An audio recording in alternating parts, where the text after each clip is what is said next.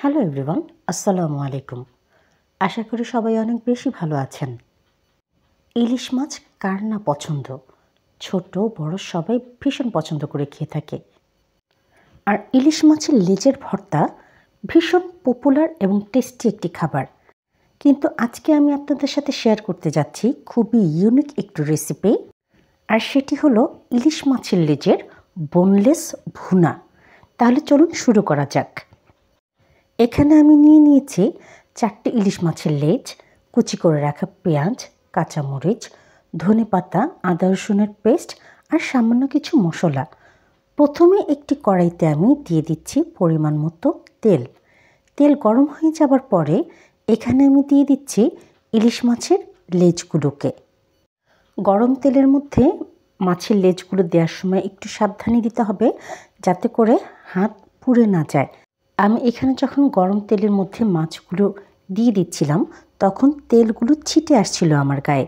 এই কারণে একটু সাবধানে এই কাজটি করতে হবে। মাছগুলো এক পিঠ ভালো করে ভাজা হয়ে গেলে খুব আলতো হাতে উল্টে দিচ্ছি পরের পিঠ ভাজার জন্য। Please subscribe to my channel and press the bell icon, তাহলে নোটিফিকেশনটি সবার আগে আপনার কাছে যাবে আর ভিডিওটি সবার আগে আপনিই দেখতে পাবেন। আমি এবার মাছগুলোকে আরেকবার উল্টে দিচ্ছি যাতে করে সুন্দর করে দুপাশে ভাজা হয়ে যায়। এবার মাছগুলোকে আমি তুলে একটি সাইডে রেখে দিচ্ছি। আর যখন মাছগুলো ঠান্ডা হয়ে যাবে তার থেকে আমি কাঁটাগুলো খুব সুন্দর করে ছাড়িয়ে নিব। এবার এই একই গরম তেলের মধ্যে আমি দিয়ে দিচ্ছি কুচি করে রাখা পেঁয়াজ। এখানে আমি মিডিয়াম সাইজের 2টো পেঁয়াজ ইউজ করেছি। 2 মিনিটের মতো পেঁয়াজগুলোকে ভেজে নেওয়ার পরে যখন একটু সফট হয়ে আসবে তার মধ্যে আমি দিয়ে দিচ্ছি হাফ চা চামচ করে আদা ও রসুনের পেস্ট। আদা ও রসুনের পেস্ট আমি ততক্ষণ পর্যন্ত ভেজে নিব যতক্ষণ না পর্যন্ত এর থেকে কাঁচা গন্ধ চলে যাচ্ছে। এবার এখানে আমি দিয়ে দিচ্ছি সামান্য পরিমাণে পানি যাতে করে মশলা পুড়ে না যায়। আর তারই সাথে এখানে আমি দিয়ে দিচ্ছি স্বাদ অনুযায়ী লবণ, হাফ চা চামচ পরিমাণে শুকনো মরিচের গুঁড়ো, 1 চা চামচ পরিমাণে ধনের গুঁড়ো ও হাফ চা চামচ পরিমাণে হলুদের গুঁড়ো। এবার এই সব মশলাগুলো খুব ভালো করে কষিয়ে নিব যাতে করে মশলার কাঁচা গন্ধ না থাকে। এই পর্যায়ে এখানে আমি দিয়ে দিচ্ছি পরিমাণ মতো পানি যাতে করে মশলাগুলো খুব ভালো করে কষানো হয়ে যায়। ঢেকে দিয়ে রান্না করে নিচ্ছি যাতে করে মশলা থেকে কাঁচা গন্ধ না আসে। এবার আপনারা দেখতে পাচ্ছেন আমার কিন্তু মশলা থেকে তেল ছেড়ে দিয়েছে, তার মানে হচ্ছে মশলাগুলো খুবই ভালো করে কষানো হয়ে গেছে। আর এই পর্যায়ে এখানে আমি দিয়ে দিচ্ছি boneless fish. Please to subscribe, like, comment, share more and more. তাতে করে আমি খুবই মোটিভেট হয়ে যাই আর আমার ভিডিও বানানোর আগ্রহটা অনেক বেশি বেড়ে যায়।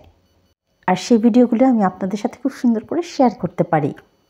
এবার এখানে আমি দিয়ে দিচ্ছি স্লিট করে রাখা 2টো কাঁচামরিচ। কিন্তু আপনারা যারা ঝাল খেতে পারেন না তারা এই স্টেপটিকে স্কিপ করে দিবেন।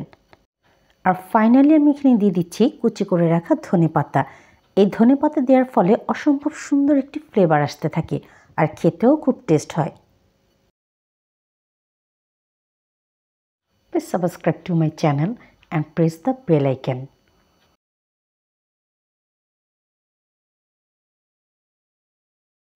আমার রান্না কিন্তু প্রায় শেষের পর্যায়ে চলে এসেছে।